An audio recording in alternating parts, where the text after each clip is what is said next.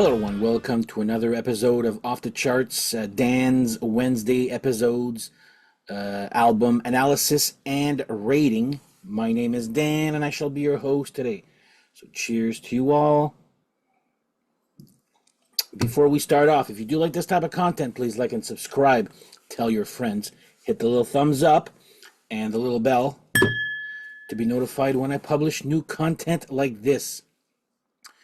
So once again, it's an analysis and rating episode where you, the viewer, chooses which album I will go and listen to and give an honest review. So this week it's at Patriot Pizza Man, who suggested I do Wrathchild Delirium. And I'll remember when he wrote that in the comments, goes, this one should be right up your alley. It is, to a point, and then we'll get to that in a few there. But if you'd also like to participate, just write an album in the comments section, and if I have it, I'll do an album review on it. If I don't have it, I always put it in my wish list. So if some people have been waiting for a while, that's why. Probably just it's in my wish list, but not bought yet. So I will eventually get to everybody there. So yeah, this week comes from at Patriot Pizza Man. So the specs first. This album came out in 1989 on FM Records, produced by Tim Lewis. Sorry. This is Wrathchild that comes from England. They're sometimes known as Wrathchild UK because in the States there's another one who was Wrathchild and had to change her name to Wrathchild America, which is a thrash funk band. If my friends, if I remember what my friends said there. So yeah, there's two of them. So this is the hair metal glam rock band Wrathchild from England. Who's on the album? Well, you got Rocky Shades on vocals, Lance Rocket on guitar, Mark Angel on bass, and Eddie Starr on drums. Wow. The names of the weird spelling does not just end with their names. Wait until you see the spelling of the songs here. They've got, well, just to give you an example, albums that they have: Stack with 2 Ks, Attack with 2 Ks, so Stack Attack from 1984. The Biz Sucks with 2 X's in 1988. Delirium, which is basically their most normal sounding name album. Stack Attack 2 from 2011. And Future Bomb apparently coming out next year. So we'll go through each song, give a rating of each song and a little description of the song also. And at the end, I'll give my final rating for said album. So let's start off with side 1. And this, unfortunately, will affect the rating because it's a song by itself. And it's basically just sex noises, like a woman's moaning for like a whole minute. So I was like, okay. And I'm just going to give that one a 1 just because of the sex noises, because the woman sounds hot. That's it. But I would have not put it as a song. I would put it just as an intro to the next song, which is Watch Me, Shake Me. That is song number 2, or technically 1 there, I guess. Watch Me, Shake It. I'm actually giving that one an 8. It's actually a very decent song, very catchy chorus.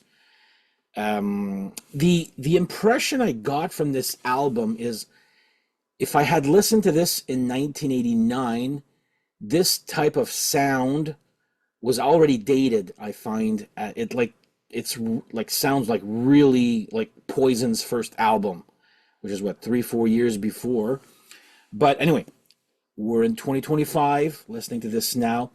Decent enough that I would actually get the rest of their albums there.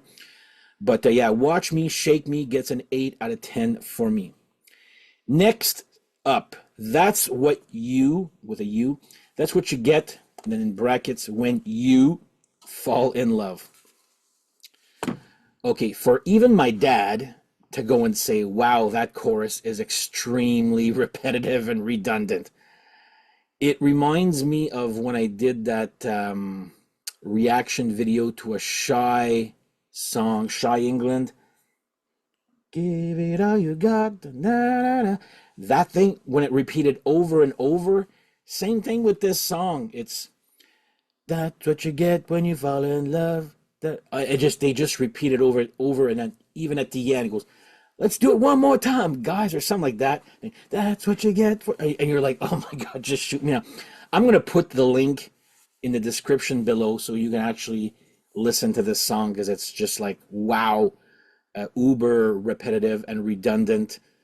That one gives a 3. Just it could have been good, but it's just way too much repetitiveness for me there. Like, wow, it's ridiculous. So yeah, 3. Not because it's a bad song; it's catchy and in an annoying way.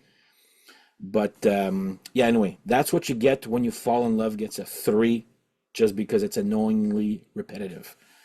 Next up, we got My Girls with a Z or a Z at the end.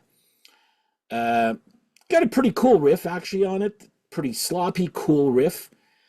It's a decent song.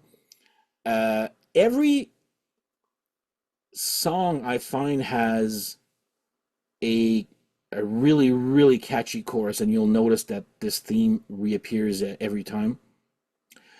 Some are catchy, like bubblegum catchy, like, the previous That's What You Get When You Fall in Love. My Girls, again, has an uber catchy chorus. I'm giving that one a 6. It's good. There are better songs on the album there, but still, every chorus has something catchy on it. Like, to a point, it's too catchy. But anyway, we'll get into more of that later there. So yeah, My Girls gets a 6. Then we got Long Way To, with the number 2, Long Way to Go. That is the power ballad. Pretty decent, actually, for a power ballad there. I was not expecting that from them there. I was expecting something a lot more bubblegum there. And here's how they look like if you're wondering how bubblegum they look like there. But, oh yeah, it's a gatefold. There you go. So yeah, Long Way to Go gets a 6 out of 10 from me. They're pretty decent power ballad, actually. I did enjoy that one. Then we got next one here, Good Girls, again with a Z or a Z. A little bit better than My Girls, I would say. These song titles, I tell you. Good Girls with a Z. Again, really uber catchy power pop chorus, I would say. That's what I find this album. They're a lot less, well, there's a few heavy-ish songs there, like the last one there, but it's all these riffs that are, again, think Poison's first album, I find, like with the really bubblegum stuff there. And last song on side 1 is Do What You Wanna. I'm giving that one a 6.5. Again, it's got a pretty catchy chorus. That's basically all songs are usually decent to good, but their choruses, I'm going to give them that there, is what basically sells the song. So Do What You Wanna, 6.5 out of 10. Then we go to side 2, which I find is actually a little bit better than side 1. Starts not because it's less catchy. Well, the next song, first song on side 2, Kid Pusher. I'm giving that one an 8.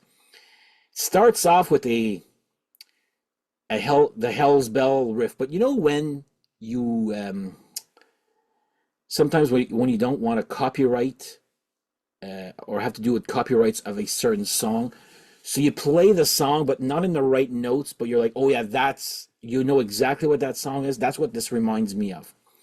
Like sometimes I'm trying to find an example there. Like the musicians will play the song. You're thinking, oh, it's that, but they mix up the notes a little bit just so they don't get caught for the copyright. But definitely it's that song. Well, that's what that reminds me of, if that makes sense. So yeah, it starts off with the Hell's Bell riff, great groove bass, and it's basically one note throughout the whole, except a few parts here and there, but they're very far and few in between.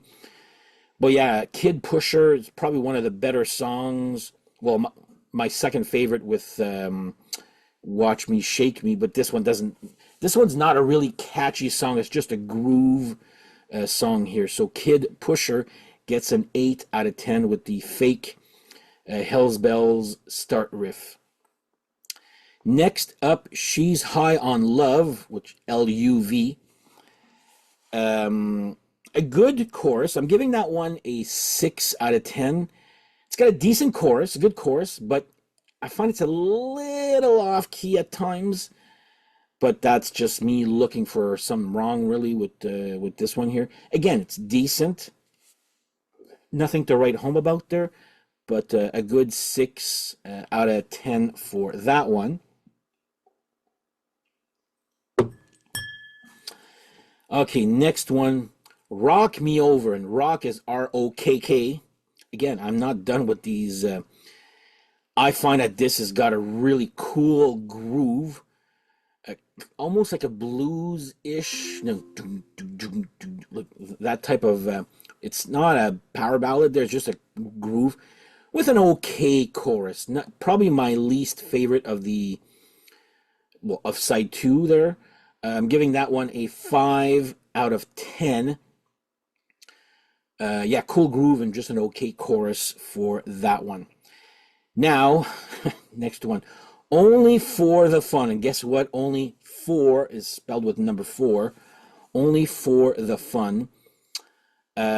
Basically a same cool riff as My Girls with a Z or a Z. And again, uber catchy chorus. That one gets a 7 out of 10. It's, again, this album is full of catchy choruses. Okay, well, I'm going to say that for the end there. And last song, Drive Me Crazy, crazy with a K. Decent catchy chorus. That's probably one of the heavier riffs of the album there. Gets a 6 out of 10. Nothing really wow, but nothing bad either. What was I going to say there regarding...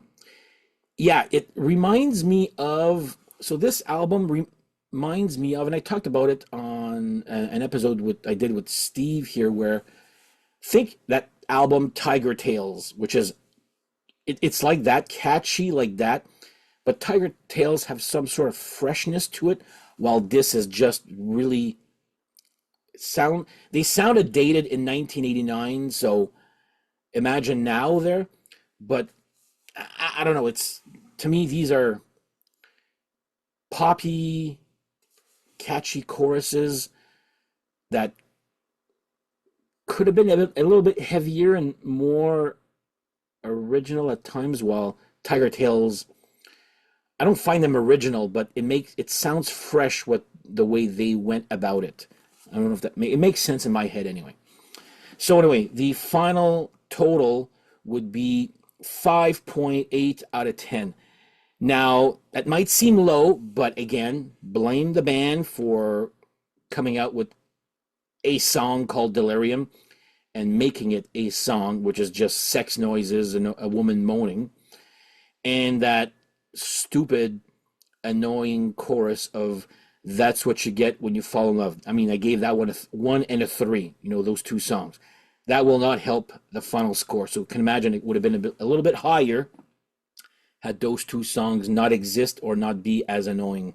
So yeah, 5.8 out of 10. I think that's what I said. Yeah, 5.8 out of 10. Could have been easily in the 6s had it not been for that first and third song. So there you go. I'd like to thank at Patriot Pizza Man. I didn't even own this when he suggested it. I got it, and let's be honest, I got it for the cover for my sexist album cover episodes eventually there. Just got to get some more. But I would listen to this. Like, it's a fun.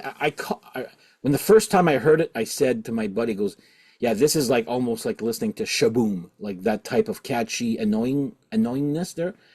But it's got a little charm if you just skip those two songs there. Anyway, check out that one song. I'll hopefully remember to put it in the description in the comments there. In the description box for That's What You Get When You Fall in Love, and you'll be like, maybe after 1 or 2 minutes, you'll be like, all right, I'm done. But yeah, just stick around to the end. You'll see when he goes, one more time, guys, and that's what you get for falling in love. Anyway, so yeah, I'd like to thank at Patriot Pizza Man for the suggestion. And again, if you guys want to play, you the viewer, just write in the comments any album you'd like me to do an analysis and rating on. So there you go. So on that note, I'd like to thank everybody for watching. Have yourselves a great whatever, and we shall see you guys next episode. Take care. Bye-bye. Hello, everyone. Welcome to another episode of Wednesdays. Okay, this is annoying. And my cat's gone.